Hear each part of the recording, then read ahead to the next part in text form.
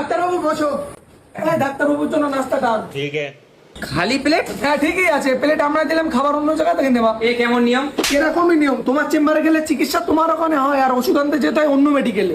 এই মোবাইলটা বেচবে নাকি? হ্যাঁ লাগবে নাকি? হ্যাঁ লাগবে তো। হ্যাঁ নতুন কিনিস, এখনো 4 মাসও বয়স হয়নি, তার আগে তুমি 500 টাকা দাও। এটা কেমন হলো? আমি মোবাইল এখনো নিতে পারলাম না, তার আগে 500 টাকা দিতে হবে? ও আচ্ছা, তোমার এখানে রুগী দেখাতে গেলেও 500 টাকা ফি, আমার ফোন থেকে যদি 500 টাকা দাও।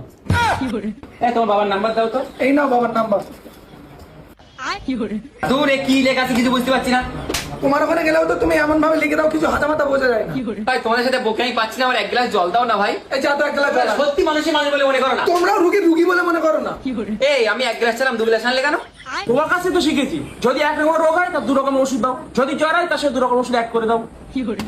আরে ভাই মারছো কেন? আমার লাগছে ভাই, লাগছে। হ্যাঁ সেম, তুমি যখন আমাদের ইনজেকশন দাও আমরাও বলি আমাদের লাগবে, কিন্তু তুমি বলো লাগবে না, কিচ্ছু হবে না, কিন্তু আমাদের ঠিকই লাগে।